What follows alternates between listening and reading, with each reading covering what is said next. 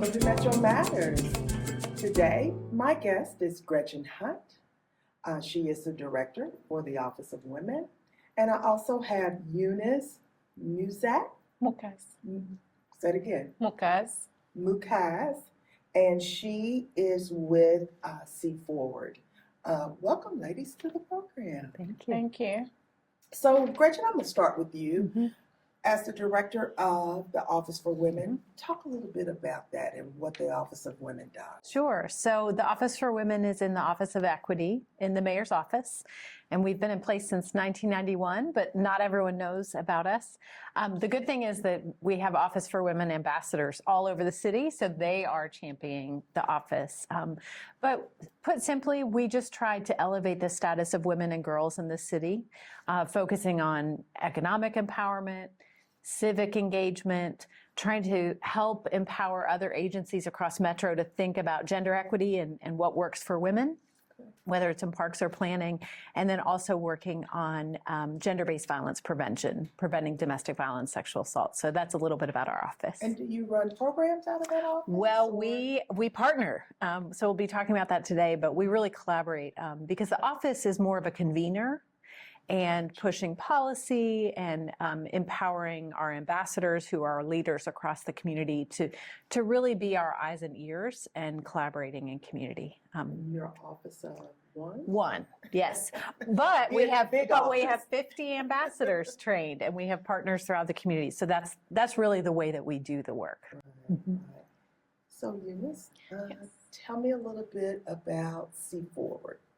Yes, we are a small organization that a ministry that helps. We are actually like the bridge.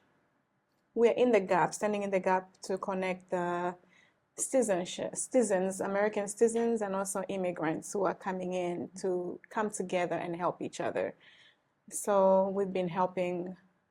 Lately, we've been working with East Africans who are coming in, who needs assistance because we speak different languages and their languages, so we're able to help them in ways that they may not know, or whenever they're done with their resettlement agencies, so they refer them to us so we can help them transition to have a better life or just have easy way of managing a new place or a new country, new life. So that's what we've been doing.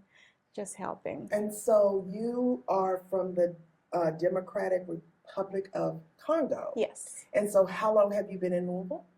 18 years. Oh, wow. Yes. Okay. I came in 2007 and I haven't left since then. And so See Forward, what's your role there? I'm a program manager.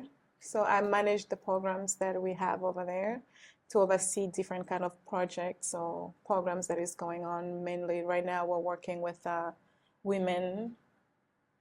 So like 4Cs, we've been dealing with 4Cs, helping the women to have their empowerment, to have something they can do without staying at home. Like if their husband is working and they're just staying at home. So we're trying to figure out how we can help them also to empower them to provide for the family with other means. So that sounds like you work with families, not just women, but you work. Yes, with families. So we work family. The whole entire family, yes, including the men. We have programs for the men and we have programs for the women and the children, the youth. So we are all in full. Where are you located?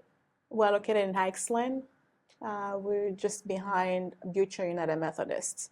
That's where we are located at. And if someone that's listening today wants to get in contact with you, maybe want to volunteer or want to get connected with your programs, what do they do?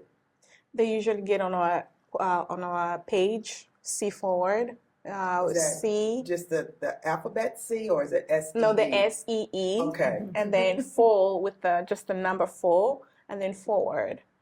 At Instagram, we have Facebook, and then we also have our own page where we usually get most of the people who wants to volunteer. We have forms that they can fill out, and then we reach out to them.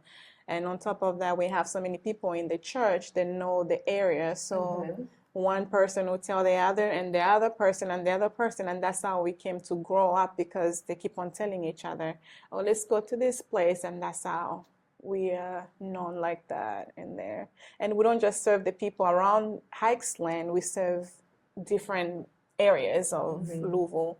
We have people from different places coming in looking for help, whatever, anyone that walks in, we have to help. So let's talk about the strengthening the village project. So how did the Office of Women come to this work, and how did you guys start collaborating? It's a great story of collaboration. We knew that childcare is a big need in our community. We knew that women also need to be able to be earning money so that they can help their families and so they can thrive. And Amos Izarimana, who's the director of the Office for Immigrant Affairs, came to me at one point and said, you know, there were some Congolese women years ago who came to me and they were having difficulty going through all the regulations and process to open up childcare businesses in their homes, and they weren't able to do it. And so I was looking at a grant with the U.S. Conference of Mayors, small grant, and I said, that looks like a perfect project. Let's do economic empowerment for these women. And what we really knew to be the problem or the gap was language barriers, because some of the agencies that train people on how to open up homes didn't have the language services, but then just the cultural barriers. How do you start a business? That's hard even if you grow up in Louisville to figure out, but adding that in. And so the journey was starting with 4Cs, Community Coordinated Childcare, and we funded them with some funding to do language access. And we were still kind of not figuring it out. And we didn't really figure it out until we started partnering with See Forward Ministries. So I'll really pass it to Eunice to explain her role and the way that she has built that trust with community. Yes, when they came with that project, we knew that we were also looking ways of how to help the community. Most of the women, they want to work, but they don't have anybody to leave their child with. And we're trying to find other ways on how we can help. We knew that daycare was very expensive, and they can't afford it because it's only one person in the household who is working. So, and then when Amos introduced us to the Office of Women, so that really helped us. And we're like, perfect match, huh? yes. And it came at the right, perfect time. So we went ahead and joined. And when we spread out the word about that, we had so many women who applied for that. It was just like everybody wanted to do something. They've been trying to do it, but they don't know the means and how to go about it. But then we also have the language access to where we can translate whatever they need, or any information that they need to be clarified, we can clarify for them. So when they came, that's when we started partnering with them. We didn't have the means, they had the means, so we had to put the people in together, women. And since then, we've been working to get them, bring the awareness that there is more to this city than just staying in the home. Like their city can offer you more as a woman or as a lady, because we're not only giving only for women, it's on even the ladies, young ladies who just graduated from high school. If they want to go into daycare, we're introducing them into that too as well. And this helped us to where even the immigrant families who don't have GED or high school diploma from America, but they're able to have that access to get into daycare to help. So tell me what that looks like. So the program, so it sounds like this is more focused toward the immigrant community, this Yes. particular program is. And so what does it look like? So they come to you and say, I would like to open up a daycare in my home, and then you or a coordinator helps them to go through the process? Yes. Like, walk me through what that looks like. So this is how we do. We have ambassadors, community ambassadors and navigators. So they will go into the community and see what the need is in these communities. And they'll come and talk to us like, oh, we have this. And then we'll go into the communities and create like workshops to where we educate them. If I'm there around or someone else is around, we'll as we introduce the topics and talk about it, if they're interested, they can let us know. And then when most of them, the same day when we do our workshop, and then they're always have a line lined up. They're interested in doing it. And then from there, I'll create a classroom. I think it's more 15 per each class. So we do like 15, or if they're more than 18, which I'm so glad that Trish is one of the 4Cs that she's been helping us a lot to help me with this, organize the whole thing. And she goes through with them so good to where it's going so smoothly. And one of their requirements is that they have to have kids in their homes, because now they don't have high school diploma and they don't have GED, so they have to take care of their own people in their own homes, their own children. Gotcha. Yes. And then, but if they have high school diploma or GED, then they can branch out and go to be in daycare or open their daycare so that other people can come and bring their kids and take care of them. But if they don't have that access, they can take care of people around their homes. Yes. How many people have you had to go through the program? So far, Hold on, let me stop that. When did this program start? I guess let's start there. we started last year, Oh, okay. 2023. Okay. Yes. And so far, 2 women have completely Because how long graduated does from the it. program last? Usually the only thing that takes the whole time is the paperwork. That's the only process that takes longer. It takes like 4 weeks or 5 weeks. They will be waiting for that. That's the only longest process. And after that, they get all the information. Then they have to go for their first aid classes to make sure that they know how to do CPR, anything that may arise within taking care of the kids in their homes. So you've had 2 to go complete the program? Yes, and And now you we have have some in the queue too. yes, we have 15 more right now in that program right now. So hopefully they'll be done soon. What kind of impact do you think this is going to make to the city? So I think it's huge. And just to explain, I've learned a lot about family child care because there's all different tiers, and the impact of this is so many ripple effects. One, you have the woman who maybe wasn't working in the workforce, now has a job, has started her own business. 2, you have the families that now can get child care. The third is you're building these relationships between immigrant communities and 4C's community coordinated child care, which has not had relationships with this community yet, is strengthening these relationships. So it has so many impacts. Each home can have 6 kids if it's a registered home, the first tier. If it's certified, that next level where you have a GED, you can take up to 10 kids, including some of your own. And the magic part is that they are able to then bring in federal child care subsidies. So this is bringing money into Louisville that we were leaving on the table. And so this project is really just a testimony of investing in women, investing in language access, building collaborations. And it's a really good strategy. And so in addition to the 2 women who are Congolese that you've assisted, there are 16 Cuban women that have opened family child care homes also with this grant. So we have 18 new businesses created from this grant, which was a pretty small grant. So I think it's had enormous impact, and it's because of the hardworking, collaborative folks. We've just been the convener and the funder. The real work and magic has happened with Eunice and See Forward and with the women themselves who have stepped up and said, I want to do this. And do you see it being sustained, or do you see it, what do you see for the future of this program? I feel like it's going to get bigger. We're going to have more businesses opened. And this time, I don't think there'll be any excuse. Like, I can't go to work because my child is this and this. No, you're going to have at least someone besides you will have another child, child care where they can bring their kids, they can leave their kids, and they're safe. They know that they're safe. They know this person. They will take care of their kids the way that they will take care of their own.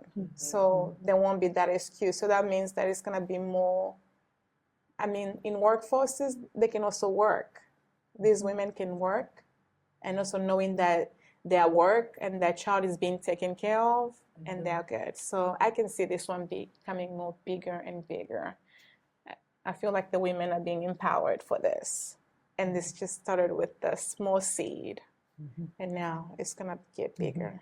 That's And I awesome. can't wait for that. So we are waiting for that. That's awesome. Let's take a brief break, and when we return, we'll continue the conversation.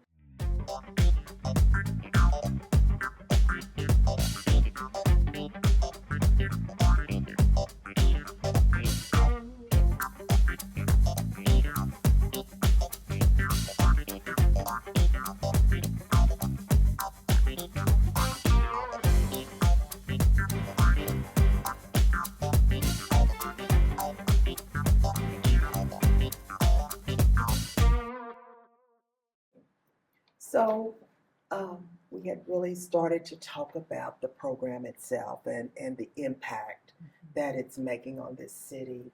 Can you share any stories about how the program has affected you personally, and share some of any of the women that have gone through the or going through the Yeah. program?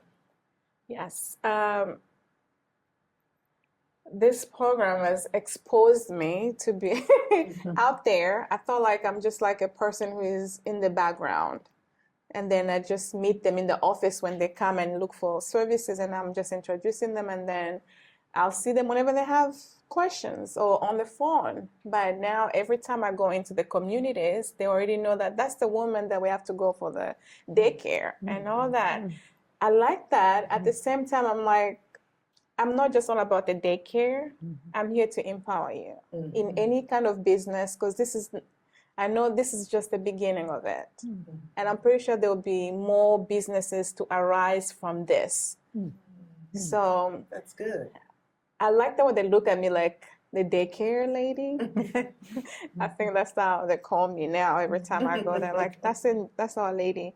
But then these women, they'll come to me with their stories, behind what they're going through. And then you're like, I don't think I can do this, but I can introduce you to other services that is around me. But then we can also all work together and do this. But then the ones who went through this program, they'll come and also tell other women about it, because I know that it's painful for the process to wait the paperwork, which we cannot avoid that. We have to wait. There is good things in waiting, and then, you are planting a seed and then it's gonna harvest later on.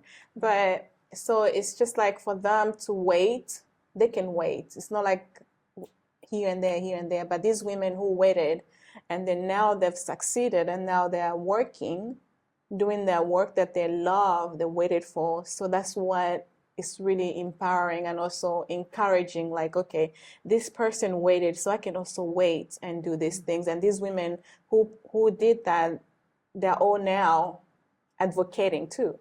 They'll go and talk about it. And I'm like, yeah, I went through that when I'm doing my workshop. Often enough, they're always there. Wherever workshop I go do, they're also there. So we'll talk after that, like, oh, thank you for helping me. Thank you for doing this. Like, it's something that you feel like you've done something that has brought the fruit. Yeah, so I guess I don't even know what I'm trying to say, but it brings out all the harvest that you are waiting for, the fruits. And now they're working and they love it. And the community ambassadors who introduced me to them, they're like, you don't know what you have done for us. Now this is something that they don't have to come back to me and ask me, can you help me? I don't know how to pay my bills at the end of the month. It's more like, oh yeah, I'm working now. I have a job, I have a business that I'm working. Of course, it's gonna be slow at the first, because until people get to know you, but then after that, you are good. But the story that they come and tell you, like, you don't know what you've done in my life. Now I can be able to work and provide for my family. My husband is not working, but now I'm able to do that work to help my family.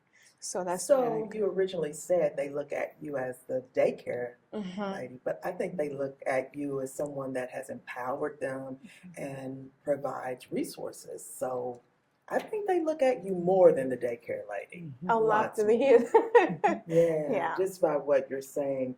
Talk a little bit about some of the lessons you've learned through not just this program, but working for See Forward. Working for See Forward, it has taught me to humble myself. Like, I'm not that big person to come to you to reach out to you. No. It has taught me to humble myself, to know who I am serving, for them to trust me, for me to be able to help. Because the communities that we work with, they don't trust easily. So you have to spend time with them, let them get to know you, like be open enough to where they can trust you. So humbling myself, putting myself in that position and see how I can move forward. And that's how it's been helping me to be able to look for other resources from looking from what they're going through, me putting myself in that position and able to help them. It has really humbled me. And I feel like it's also empowered me to reach out for other resources, not just like I'm gonna go to work and come back and sleep, and then go back again to work and do that. No, I'm able to reach out to other services that I never knew I'll ever encounter or even reach out to. Like the Office for Women, I don't even know if I'm able to, but then the connection that you do, you're not just sitting in the office, but you are doing the work. I go visit in their homes. I do home visits with them. I go sit with them, talk to them, see what they're going through, knowing what they're going through, whatever services that they need from me, that they require from me, I'm able to give them or refer them to someone who can able to help them. So that's what has helped me to humbling myself and empowering me to do more than what I can do This is out of awesome. my shelf. Yeah. This is awesome. I really appreciate you being here today because, that's really the purpose of this show is to spread the word about so many things that are happening in Louisville. And this is, and through Metro government. And what you're saying could hope, maybe empowering someone that's listening, hey, that, here are some opportunities. I'm going to get in contact with the folks at See Forward. And that would be amazing if that connection happened through you being on this show today. Yes. And we have other programs that people, if they want to volunteer, they can come and volunteer just being around, because our mission is more like we are the bridge. That's for me. Go ahead. All right. The bridge to get together Americans and immigrants to come together and help each other to reach the highest potential. So that's one of the things that we bring them together. We're not separating them. So you can teach me English and I can teach you my language. You can teach me how to cook your food, and then I can teach you my food, like get to know each other. And our cultures, they're different, but if I had to learn yours and you learn mine, we'll be able to respect each other. Like, okay, I don't have to go that part, like I can stay in my lane whenever I need to, but I'm there to help each other. So that's one of the things that I like working with See Forward, because it helps me to being in the gap. I can introduce like Gretchen to the immigrants that we have, the mothers, the women. She can come and talk to them, and they came to know them into a personal level, like we're communicating, yes. Than me, like a person who they will never reach to, they will never think of reaching to, but then they're in the comfort zone talking to them. So we're getting close to the end of the show. I want to understand, or I want you to talk real quickly about the other programs that you have at See Forward. So in case maybe someone that's listening, okay, the child care is not for them, but you may have something else that they can connect to. So talk a little bit about some of the other programs you have. Yes, so we have the programs for ESL classes. Right now we're doing ESL classes. So if you want to come and connect with the students, talk to them, let them talk to you just to expand theirs. And also we also have mental health. So we also introduce the mental health awareness. If someone wants to come and talk to them about mental health, we all need someone to talk to. So just to come and listen and be around them and just treat them as a person and not just as an immigrant. They know that they're immigrants, but when they're here, they just want to be treated as a whole person. Just listen to them.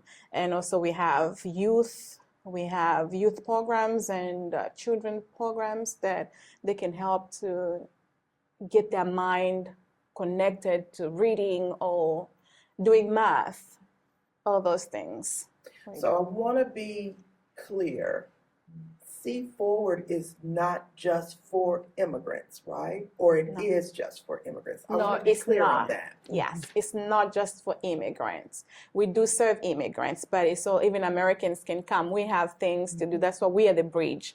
We bring Americans and Africans or Hispanic or Asians. They all come there. Whoever walks out into our doors, we have to help them because they're needing help. We don't turn them away because they're Hispanic, because we don't serve Hispanic. We don't do that. Or Asians. So, but we help anyone that walks out into our doors. So it's not just for immigrants. That's good. I wanted to be clear. I wanted everybody to be clear because I know we've talked a lot about immigrants today, yes. but I wanted to be clear that you don't have to be an immigrant to be served through See Forward. Thank you, ladies, for being on the show today. I'm gonna follow up with you because I want to come out and do a tour. I want to see because this place, the programs sound great, amazing, and I want to see more about it. Okay. You're welcome. Thank you for watching Metro Matters on Metro TV.